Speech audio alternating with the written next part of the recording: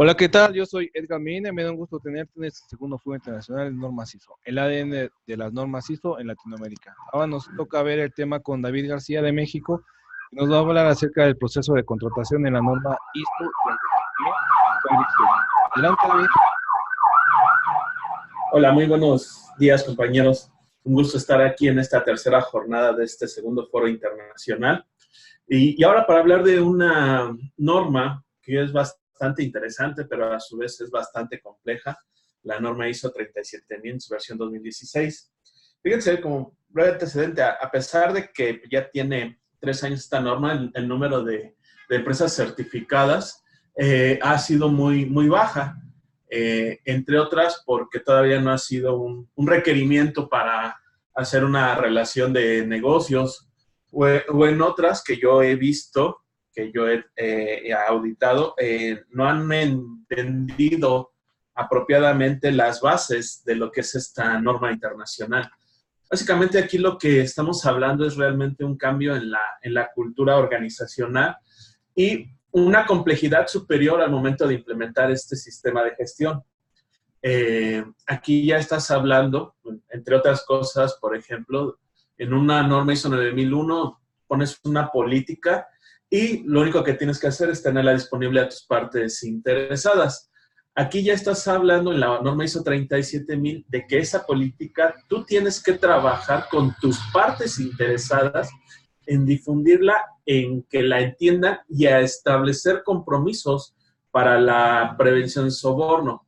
Entonces ya estás hablando de un nivel superior para la implementación de este sistema de gestión. Yo estimo que en relación comparándolo con un sistema de ISO 9001, te estarías tardando, para aquellos que son consultores y tomen su tiempo real, no se precipiten, por favor, por lo menos el doble del tiempo que se tardan actualmente en implementar una norma ISO 9001. Entonces, por favor, tomen como consejo, tomen mucho esa previsión, no es una cuestión documental. También el tiempo de los que los organismos están solicitando para saber la evidencia real de la implementación de un sistema de gestión, está haciendo a por lo menos 6 meses de implementación real de un sistema de gestión antisoborno. Entonces, tomen esas previsiones para todos aquellos que les interesa implementar esta norma. Que ya hablando técnicamente es una norma muy buena, independientemente, y yo recomiendo que independientemente a que buscaras o no buscaras una certificación en esto, para todos los que somos de Latinoamérica, los temas relacionados a soborno, corrupción, etcétera, le hacen perder a las organizaciones muchísimo dinero. Esas malas prácticas que luego tenemos desde que alguien va a entregar algo a un almacén y ya es parte del presupuesto llevarse el refresco para dárselo al policía que te va a dar el acceso con la idea de que lo va a hacer más rápido. Entonces, si hacen la cuenta de un refresco por 365 días y lo suman por todas tus entregas, eso multiplícalo por todas tus operaciones, pues se hace una cultura bastante negativa para las organizaciones. Entonces, vamos a entender esta norma como un cambio y aquí la invitación es que tomen los elementos correspondientes y fortalezcan su sistema de gestión. Al momento que ustedes entiendan la pertinencia, la conveniencia de buscar una certificación, pues buscarán un organismo acreditado y harán uso del mismo, ¿no? Entonces, vamos a iniciar con esta breve presentación, específicamente del proceso de contratación de la norma ISO 37001, versión 2016. Como ya me he presentado en algunas otras pláticas, soy auditor líder calificado por Global Standard en los programas de calidad, de ambiente y seguridad, y recientemente el de prevención del soborno. Actualmente estoy impartiendo, soy ponente de un diplomado en sistemas de gestión integral en la UNAM. Esto me ha llevado a conocer sistemas de gestión desde la construcción del sistema, la implementación, así como la posibilidad de auditoría y lo más importante, la mejora continua que en esto conlleva, ¿no? O sea, aquí una situación que los consultores o los que están implementando este sistema de gestión, pues hay que entender la base de la norma ISO 37000, ¿no? O sea, son situaciones relacionadas a la prevención del soborno, que no es lo mismo que la cuestión hacia la corrupción. La corrupción implica cuestiones, como soborno, pero hay que sumarle el lavado de dinero, el tráfico de influencias, etcétera, etcétera, ¿no? Esta norma está acotada específicamente a las cuestiones de prevención del soborno. Ya en la parte de la mejora, que es una cuestión obligatoria de cualquier sistema de gestión, ustedes pueden ampliar el alcance mismo de su sistema de gestión y empezar a incorporar estos elementos que no son propios de la norma, ¿no? Esta norma también te puede ayudar, por ejemplo, en México, que recientemente tenemos las iniciativas de establecer un sistema nacional anticorrupción, pues he visto que algunas organizaciones, algunos municipios, están tomando el implementar este sistema de gestión como un elemento para demostrar a la ciudadanía y también para demostrar los compromisos que se establecen en los sistemas nacionales o sistemas estatales anticorrupción, ¿no?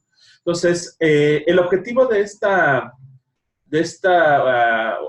plática, vamos a ver principalmente cuatro grandes temas, ¿no? El tema relacionado al objetivo propio de la norma ISO 37001, el concepto de la debida diligencia, que es un pensamiento que hay que tener, digamos algo parecido a lo que conocemos en ISO 9001 como el pensamiento en riesgos, o el ISO 14001, que es el pensamiento en el ciclo de vida.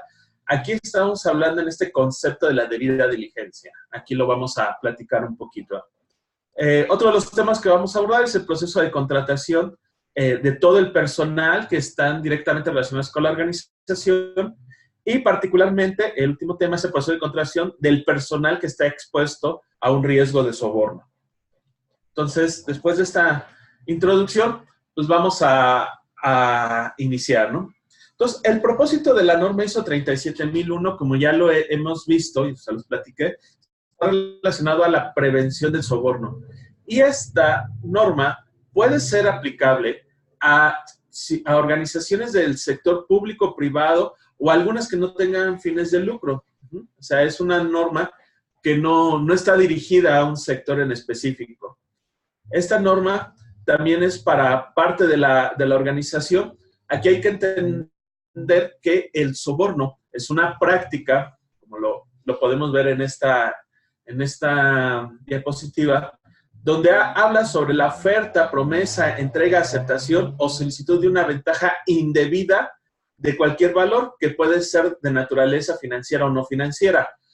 Aquí, en este sentido, a esta definición, cada organización tiene que enriquecerla. Es una cuestión obligatoria, por favor. Tienen que establecer correctamente para una organización qué es un soborno, porque sumado a esta definición de la norma ISO 37000, cada país puede tener su propia definición, y entonces hay que sumar estos dos conceptos para establecer correctamente qué es esta cuestión sobre el soborno.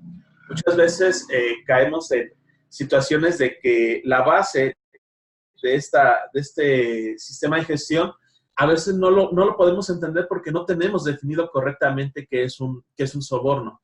Lo que podríamos entender en algún momento de que tú diste un buen servicio y alguien te quiera agradecer regalándote algo, hay que tener conceptos claros si eso se podría interpretar como un soborno. Y aquí la situación o el punto de estrategia es si hay o no hay esa ventaja que se pudiera tener. Unas organizaciones donde he visto que esta parte se les está haciendo un poquito complejo, por ejemplo, en algunas que usan a lo que son los representantes médicos, ¿no? Que ya es como parte de ese trabajar con los doctores, pues ya tienen sus kits de regalo para que ellos puedan tener ciertos beneficios.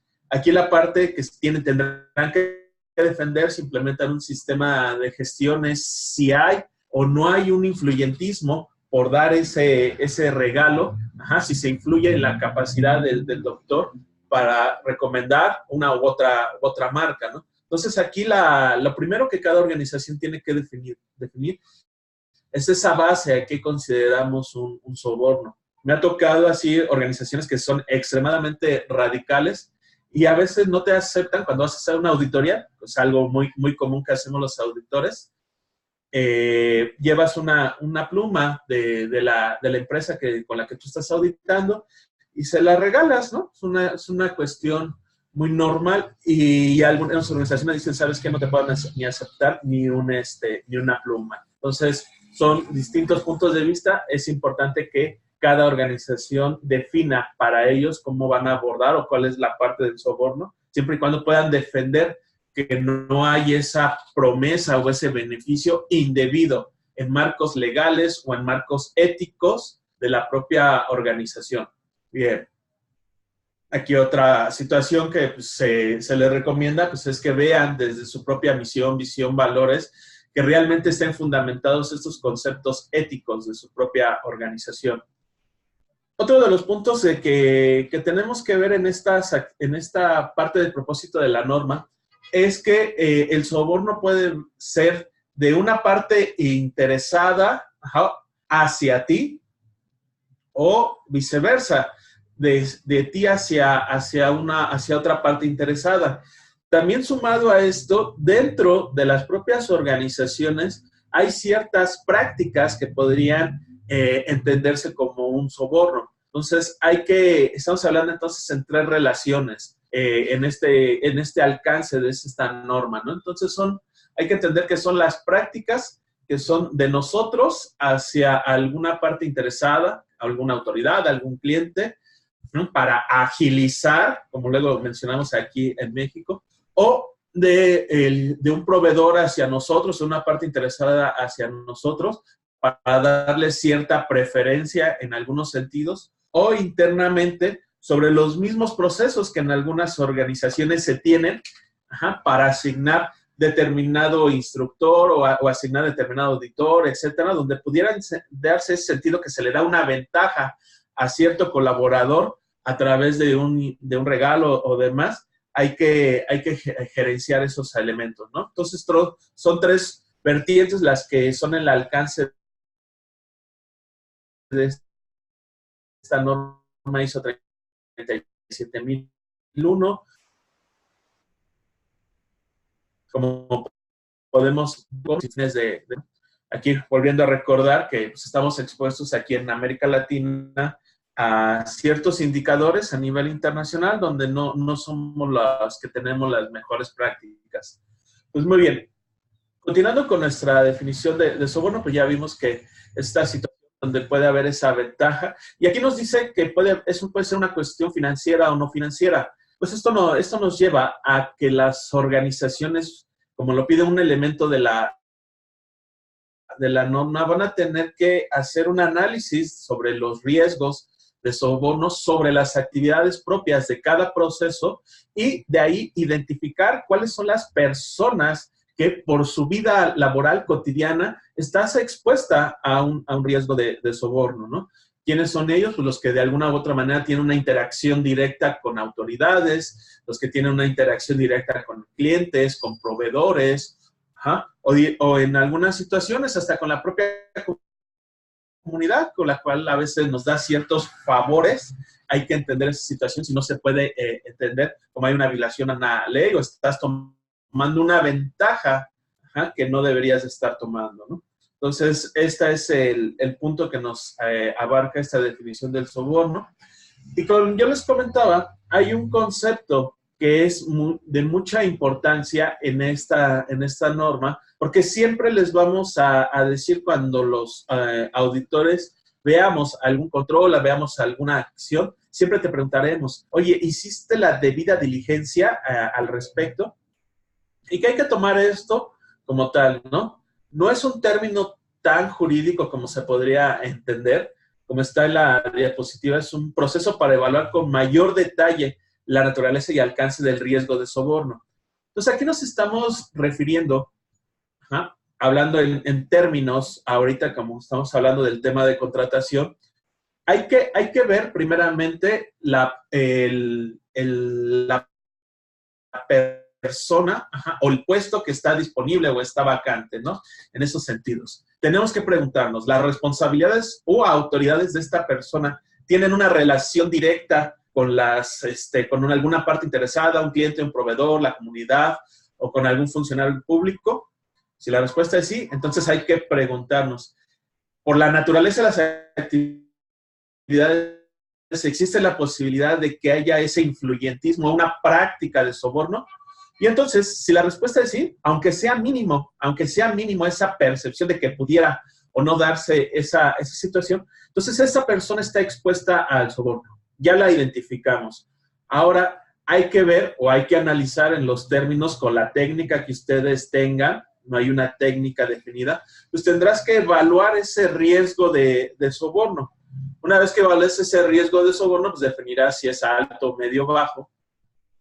Y dependiendo del grado que tú hayas valorizado, pues entonces tendrás que hacerlo en términos que te permita el marco legal de tu país, las cuestiones sobre derechos humanos, las cuestiones sobre privacidad de datos, hacer toda la investigación pertinente para asegurarte que esa persona que le vas a dar ese nuevo cargo es moralmente, un término que puede entenderse un poco medio ambiguo, y sí, si lo es un poco, lo tendrán que ustedes analizar en los términos jurídicos que en ello conlleva en cada país.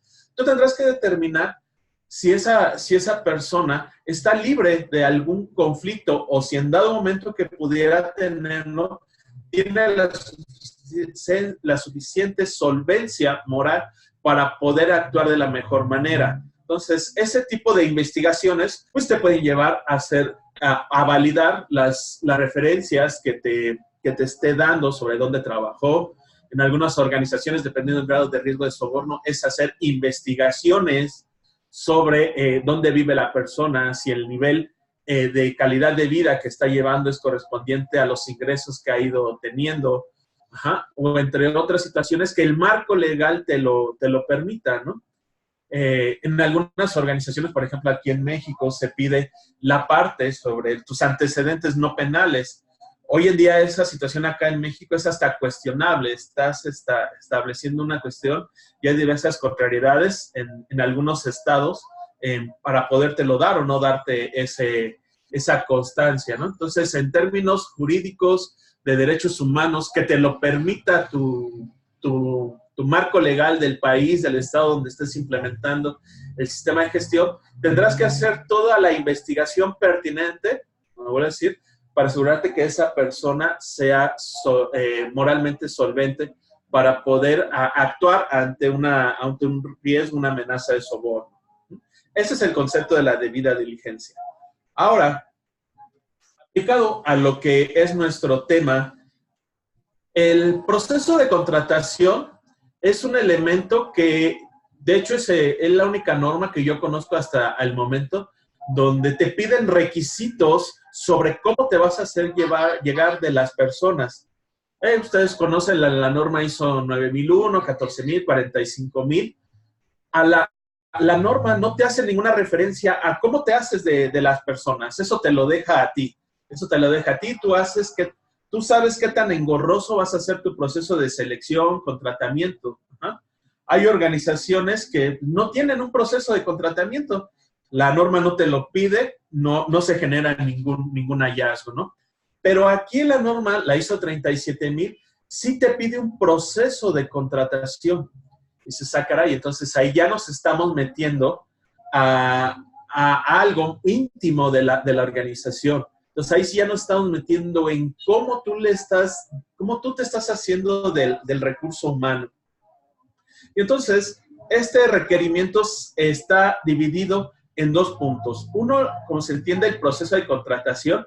Y aquí algo muy importante para todos los que están implementando este sistema.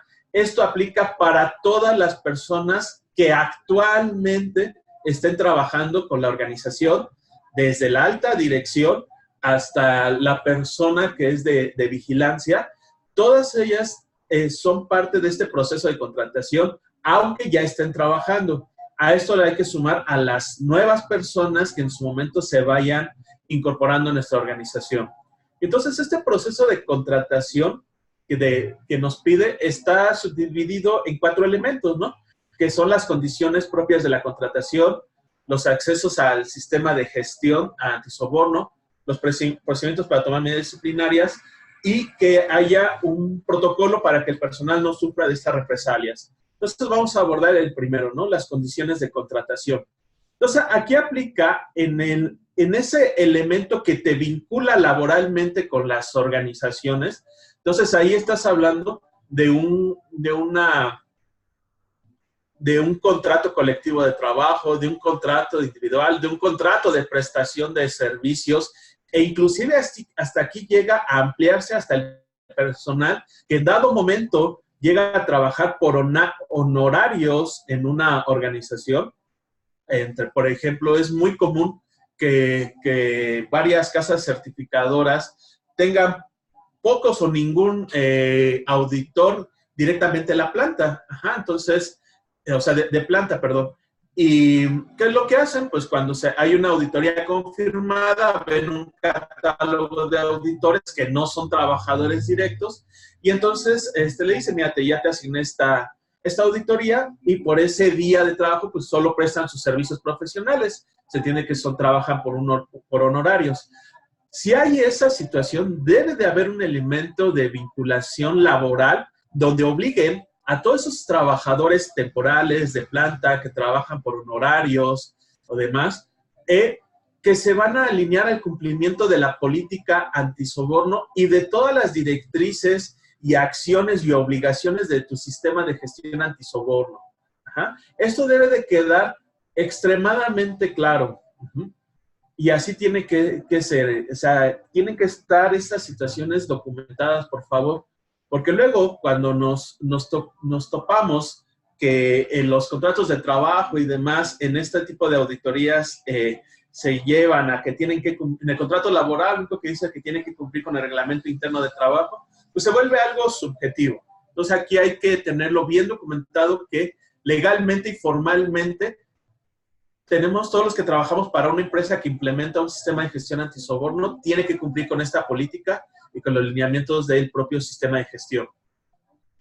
Esta misma relación contractual le tiene que dar la posibilidad al empleador del derecho para disciplinar al personal en caso del incumplimiento de la política o del sistema de gestión. Entonces, en los términos legales que te lo permita las leyes laborales de tu país, el patrón tiene que tener la posibilidad jurídica. Aquí en México le decimos que puede dar de baja al trabajador, despedirlo sin repercusiones hacia la organización. Entonces, lo repito, a medida de que su marco legal lo permita en su país, las leyes laborales, el patrón tiene que tener el derecho de poder terminar la relación laboral con esa persona que incumpla con la política y nuestro sistema de gestión. Eso es lo primero que tiene que tener esta relación contractual. Algunas organizaciones están teniendo que actualizar sus contratos de trabajo con sus trabajadores, ¿no? Otra situación que este proceso lo tiene que tener es que tus trabajadores, como les mencionaba, los temporales, los de honorarios, los de planta, tienen que tener acceso a la política del sistema de gestión y tener acceso sobre todo a la formación. Aquí esta cuestión del sistema de gestión antisoborno, de hecho, nos obliga a conocer qué es el marco legal en materia de corrupción, el marco legal en materia de prevención del soborno, acciones y demás, pero sobre todo una de las grandes debilidades de estos sistemas de gestión es que las personas expuestas no saben cómo actuar cuando hay una situación real de soborno.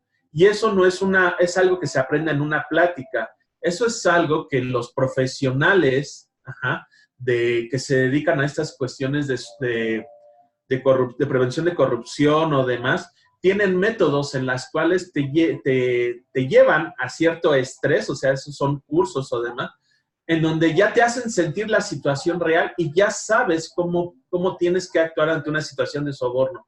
Esa es la formación que se está pidiendo, ¿eh? No lo vean en esa parte de que solo es repartir un tríptico. Como les mencionaba, esta norma es de un orden superior en cuestión de la implementación. Otro de los elementos que ustedes tienen que cuidar son los procedimientos para tomar medidas disciplinarias. Tiene que estar bien claro por ambas partes cuáles son el tipo de sanciones derivadas de la política y de las desviaciones a la política y al sistema de gestión, ¿no? ¿Dónde aplica una tarjeta amarilla? ¿Dónde aplica una tarjeta roja? ¿Dónde ya hay que dar de baja al trabajador? ¿Dónde habría que reubicarlo en otra posición? Esas situaciones pues ya las tienes que tener tú directamente en tus procedimientos. Y algo que tú tienes que tener en este proceso y que le tienes que dar entender a los trabajadores de todos los niveles es que hay un protocolo y hay las protecciones debidas en caso de que tú identifiques que un compañero está incurriendo en un acto de soborno o que tú identifiques que el propio protocolo, el propio procedimiento es una mala práctica. Tú tienes que tener un sistema de gestión donde le des el punto a esta persona de que reporte esas situaciones y tienes que proteger a esa persona de que no va a sufrir ningún tipo de represión al respecto. Algunas organizaciones lo que están optando por la complejidad que esto lleva es tener una línea de atención con un socio, o sea, con una parte, un proveedor externo que ya fue calificado, evaluado, etcétera. Y entonces todas esas situaciones de soborno llegan a ese call center, a esa organización, la resume, algunos hasta la investigan, esa situación, dependiendo de la resolución contractual, y le hacen directamente la línea con la alta dirección o con el órgano de gobierno de la propia organización, ¿no? Entonces, ahí estás hablando ya de algo más sistemático, más profesional para abordar estas situaciones en relación a una inquietud sobre el soborno, ¿no? Entonces, es tu responsabilidad de todos los que implementemos un sistema de gestión antisoborno, generar las condiciones pertinentes en relación también a los recursos, pero también al marco legal. Por ejemplo, en el orden municipal acá en nuestro país y es obligatorio que haya ese ente separado de las instituciones que se encarga de las investigaciones, que se conocen como las contralorías, para investigar estos elementos que pudieran entenderse como una práctica de soborno. Y ahora, el último punto que nos pide este proceso de contratación es para esas personas en específico que están expuestas, como mencionábamos, a una situación real de soborno. Y entonces lo que les llegué a comentar, lo primero que tiene que tener tu proceso de contratación es una debida diligencia antes de ser empleado, transferido o promovido. Entonces aquí hablas de que cuando una persona la vas a contratar, tienes que hacer toda la investigación pertinente para darle la oportunidad de que trabaje contigo. Nuevamente les vuelvo a repetir, dependiendo del grado de riesgo que te represente esa posición, es la amplitud sobre las investigaciones que tendrás que realizar para ver si esta persona es moralmente solvente y puede utilizar esta parte, o también está liberado de conflictos de interés. Otro elemento que tienes que cuidar también es cuando tú vas a dar una promoción a una persona, ¿no? Hay organizaciones que tienen esas buenas prácticas de si hay una vacante, lo que hacen es con el personal que se tiene actualmente, quien cumple con las competencias pertinentes para asumir esa responsabilidad. Hay un proceso, hay evaluaciones, está muy bien. Ahora, lo que tienes que sumarle a eso es preguntarse si ese nuevo puesto al que está aspirando tiene mayor riesgo de soborno, pues tendrás que complementar, aparte de las evaluaciones técnicas, las evaluaciones, las investigaciones, los análisis sobre conflictos de interés, los análisis de confianza de la persona para ver si esa persona, nuevamente, se puede entender que es moralmente solvente para entender esta parte, ¿no? O también cuando hay esas transferencias, luego los transfieres de ciudad a ciudad, ver si esa situación no le pudiera generar un conflicto de interés. Ese es el concepto de la debida diligencia, y también ahí tiene que seguir enfatizando en esta parte de que tienes que darles a entender de que en todo momento tienen que cumplir con la política y los lineamientos de su sistema de gestión.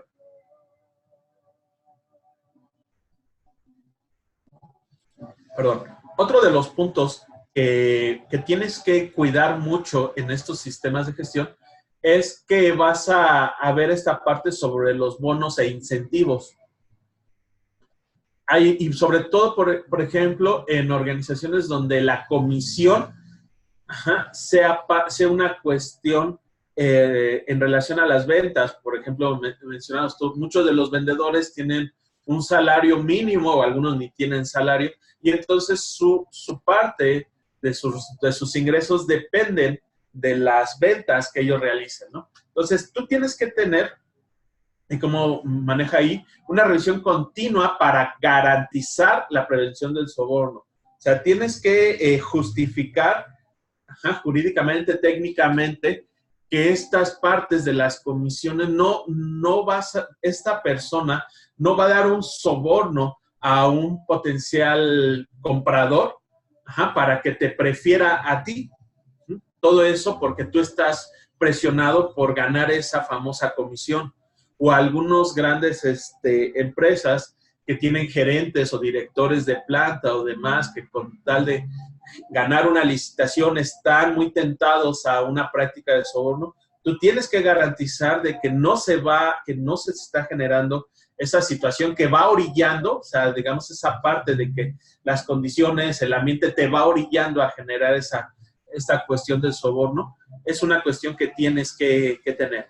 Entonces, no está en contra de los bonos o incentivos, pero siempre y cuando tú puedas demostrar que eso no representan un riesgo o un conflicto de interés en esta toma de decisiones.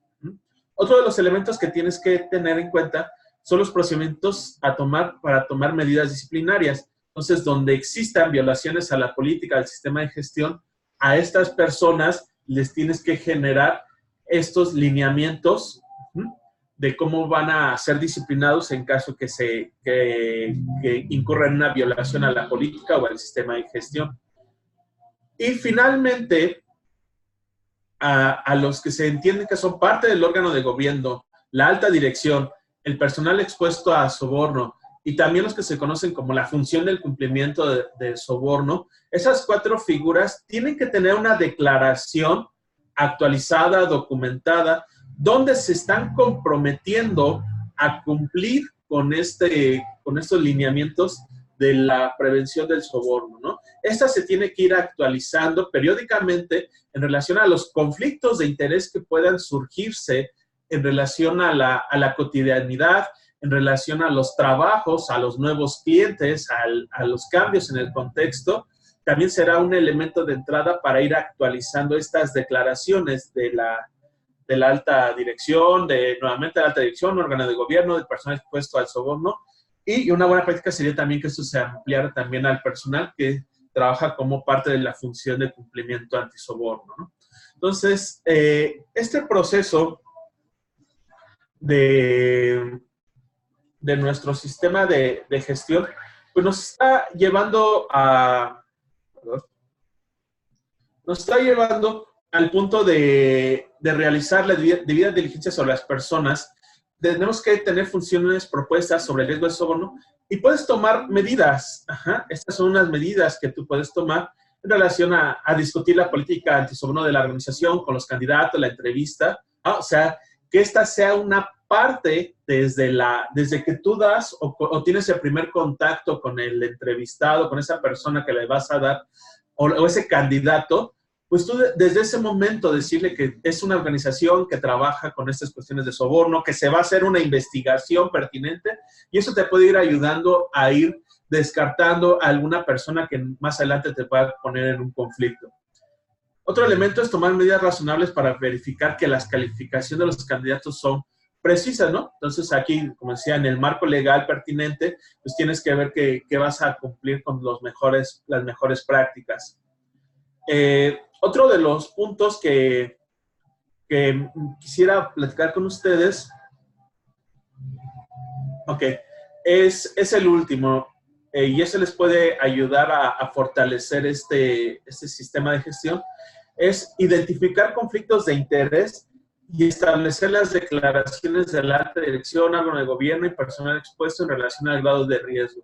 Entonces, aquí lo que les recomiendo es que ustedes analicen y puedan hacer vinculante nuevamente desde la propia construcción de la política, objetivos y demás, al personal de la organización. Tomemos las buenas prácticas que nos puede decir, por ejemplo, la ISO 45000, que te dice que consideres al personal. Pues aquí puedes igualmente, desde la construcción de tu política en soborno, los objetivos y los protocolos para la debida diligencia, a medida que tengas un equipo más multidisciplinario, pero capacitado en el marco legal sobre la prevención del soborno, vas a poder generar mejores controles operacionales fortaleciendo esta debida diligencia, ¿no? Entonces, por conclusión, este tema es un tema muy interesante, muy complejo. No he conocido todavía, a pesar de que ya hay algunas organizaciones certificadas, organizaciones que puedan demostrar esta transparencia en estos elementos. Aquí tienen que trabajar, como les mencionaba, dándole su tiempo pertinente a que este sistema de gestión pues alcance los resultados pertinentes. Y nuevamente, si no te interesa por el momento buscar una certificación, estás en todo tu derecho, pero sí te recomiendo que tomes estas bases de esta norma y fortalezcas tu sistema de gestión. Sí te puede generar un beneficio a la solvencia moral y económica de tu propia organización. Pues bueno, con esto estoy terminando. Aquí está en pantalla mis datos de contacto. Cualquier duda, aclaración, pues con mucho gusto podemos abordarla, ¿no? Entonces, amigo Edgar, pues ya estamos listos para cualquier pregunta que pudiera haber al respecto. Mira, aquí hay un comentario de Cecilia, dice, falta ver cuándo se le da el refresco, cuánto se le da para el refresco diario, por si lo menos que le das son 20 pesos diarios o cada vez que vas, la inversión, como muchos le llaman. Aunque no es Ajá. justificado, el costo es muy alto.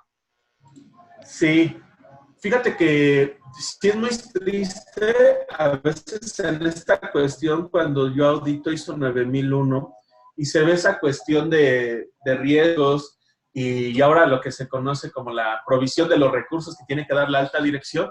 Luego ahí ves ciertas partidas y así le dicen para facilitar determinadas actividades, ¿no? Entonces ya es parte del presupuesto de la organización esas dádivas para facilitar el que se generen las cosas, ¿no? Entonces, ya es una cuestión muy cultural, ¿no? Entonces, aquí, pues sí, desde los dueños, aquí es esta parte, o sea, desde los dueños de las organizaciones, los socios, la alta dirección, los comités, partes interesadas, todos los que estén directamente vinculados, pues sí tienen que estar realmente enterados de que es un cambio y el cambio cultural no se hace de la noche a la mañana. A veces tiene que pasar hasta una generación completa. Como mencionábamos, como muy atinadamente en la presentación anterior, muchas veces no nos adaptamos al cambio y tienen que llegar nuevas generaciones a impulsar estos cambios. Entonces, ojalá lo puedan hacer de la mejor manera. La verdad, sí, David. Y otro comentario de Marelis Ruiz. Por eso, en todo proceso de auditoría, inspección o visita técnica debe de quedar por escrito y acordado los almuerzos, refrigerio, para que no haya confusiones. Tienen toda la razón. De hecho, la norma ISO 19011, o sea, ya se llegó a abordar eso. Lo que te pide es ese programa de auditoría, establezcas tus objetivos y hagas un análisis de riesgos sobre esos objetivos. Dentro de ese análisis de riesgos, son los análisis, hoy en día nos da un elemento de entrada,